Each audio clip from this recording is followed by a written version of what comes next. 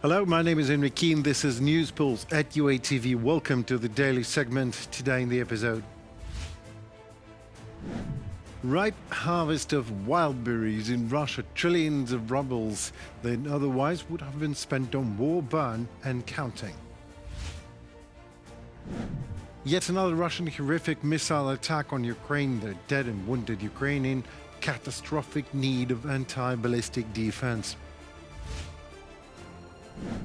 Ukrainian long-range sanctions, how do they affect the Kremlin's military machine? Learn in a reportage for you. The cost of damage inflicted on Russia should be 50 times greater than the cost that Russia damages in Ukraine. Acting Defense Minister Yevhenii has stated that in an interview with MAGA activist Laura Loomer. Khmara added that Ukraine must respond to the Kremlin asymmetrically. Ukraine's deep strikes on Russian oil infrastructure and its innovative drone campaigns are designed to impose costs far exceeding what Kyiv spends to carry them out. The goal is to keep the cost of Ukrainian strikes at roughly 2% of the damage they inflict on Russia. That includes Operation Spiderweb, the bold drone assault on Russia's strategic bomber fleet. Yevhenii, acting Minister of Defense of Ukraine, in an interview with MAGA activist Laura Loomer. And here comes action, not just words. Drones attacked Wildberries, Russia's largest online retailer sorting hub, this time in the Russian city of Penza. Drones have hit a logistics center covering an area of around 90,000 square meters. Employees at the sorting hub were evacuated. In addition to Penza, an attack on the port in Taman in the Krasnodar Krai of the Russian Federation was reported overnight. According to preliminary reports, a fire also broke out there following the strike. Russian massive attack last night killed 8 people across the country. In Ukraine, dozens of people were injured. Kyiv and the region, as well as Dnipro, Lviv, Poltava, Kharkiv, Mykolaiv, Sumy, Vinnytsia, Cherkasy and Ivano-Frankivsk regions came under severe attack. Dozens of ordinary houses, civilian businesses and infrastructure facilities were destroyed, burned and damaged. More than 70 missiles were used in this strike, a significant number of them ballistic ones. There were also over 280 attack drones to that. More than 260 drones were intercepted. Ukraine has a severe deficit, though, of air defense missiles to counter ballistics. Our combat aviation shot down a significant number of cruise missiles, and even mobile fire teams managed to take on cruise missiles. Given the critical shortage of air defense missiles from our partners, our warriors are accomplishing truly incredible things, demonstrating a very high level of professionalism. This is extraordinary expertise that saves lives when air defense missiles are not provided or deliveries are being slow-walked. All partners know how and with what they can help. Delays in the delivery of anti-ballistic missiles lead to this kind of destruction, these kinds of casualties. Volodymyr Zelensky, president of Ukraine, on X. And overnight, during Russia's large-scale missile terror strike on Ukraine, a Russian KH-101 cruise missile violating NATO airspace flew into Poland. Polish Prime Minister Donald Tusk created a coordination group due to the incident and, we quote, of an unknown object on Polish territory. That was the main topic. The head of the Polish government officially confirmed that the country's airspace was indeed violated. According to him, this happened against the backdrop of a massive Russian missile strike on western Ukraine. In this regard, says Tusk, I have convened a coordination group with the participation of the Ministry of Defense and relevant services who have been working at the scene for many hours by now and systematically provide me with information about all the circumstances of the incident, Tusk stressed. Well, it takes hours and sometimes days, and sometimes it just takes forever to call a spade and an unknown object that flew into Poland, threatening Polish lives, by the way, to call it what it actually is. Putin's monstrosity clearly demonstrates the need to strengthen the missile defense of Ukraine, and all of Europe is urgent. Every decision on additional air defense for Ukraine must now be made without delay, and all agreements on additional interceptors must be implemented as quickly as possible. Andriy Sybiha, acting Minister of Foreign Affairs of Ukraine, on X. Worth reminding here that just yesterday Volodymyr Zelensky met Donald Tusk. Mutual anti-ballistics and defense strategy was a key priority topic of the meeting. The security and defense of Ukraine as a matter of security and defense of Poland in turn was discussed yesterday right there in the same city where local residents reported explosions overnight and air raid sirens blaring in the air were heard in the city of Lublin, which was hit by a Russian missile. Oh, sorry, Lublin was hit by the unknown object, of course, as per Polish investigators.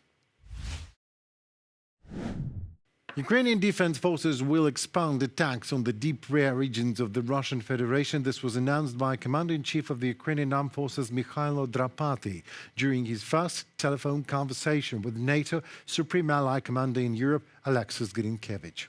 Since the spring of 2026, Ukraine has significantly intensified its strikes, using drones and missiles against Russian targets located hundreds and hundreds of kilometers from the front line. This has already led to significant disruptions in fuel supplies in Russia and temporary occupied territories, of course.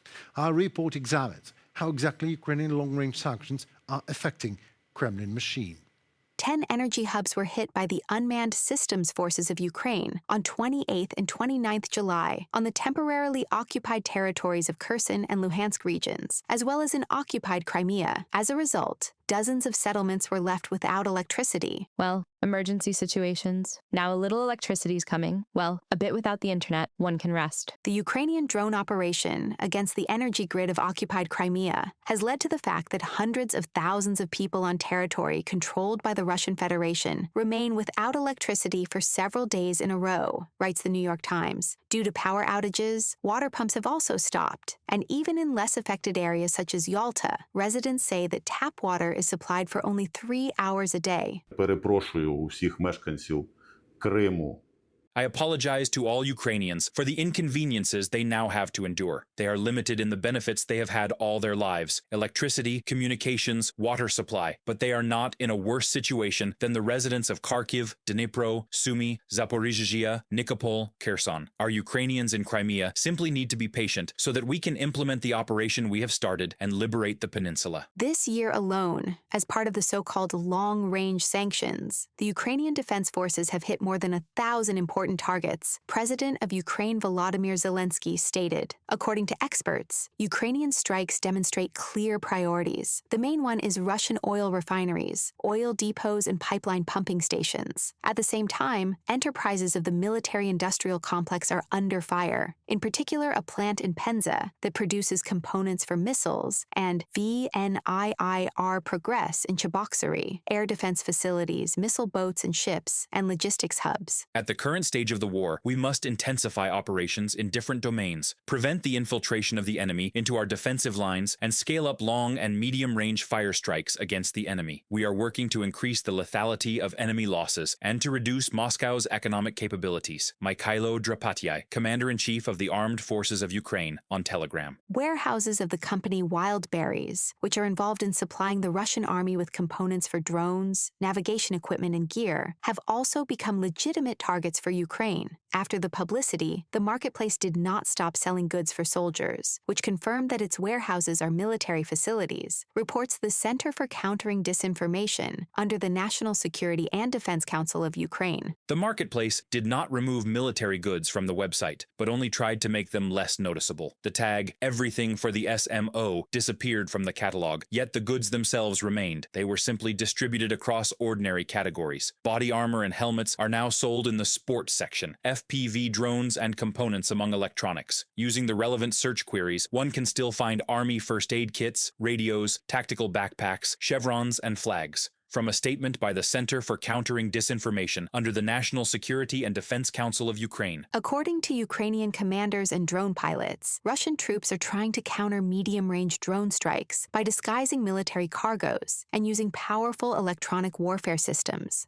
We hit water trucks that were burning because there was petrol inside. We hit painted milk tankers that were transporting diesel. They are such clever ones. Forgive the expression. It couldn't get any worse. Today we hit trucks, but they don't burn like pasta. Pasta doesn't send black smoke into the sky. Inside them, there are tanks with diesel fuel. At present, the initiative in the war is on the side of Ukraine. not the Kremlin dictator, President Volodymyr Zelensky stated during a visit to the United States. Kyiv continues to insist on a ceasefire, which could become a serious step towards ending the war, but Putin is not interested in any form of dialogue. Therefore, the defense forces of Ukraine will expand precision strikes against critical military and economic infrastructure deep in the rear of the Russian Federation. Experts explain that the armed forces of Ukraine are hitting Russian oil refineries, logistics centers, and supply facilities in order to deprive the aggressor of resources for waging war and to force it towards diplomacy through tangible financial and material losses. Reported by Natalia Husak, UATV News. Well, that is probably it for today. My name is Henry Keane. Thank you so very much for watching this segment. We appreciate a lot your time and effort. Thank you. Please consider sharing, commenting, and subscribing to UATV because we got you covered, so it's your turn. We will get you covered, of course, on whatever tomorrow holds for us, but again, always in Ukrainian perspective to it. Stay safe and see you tomorrow.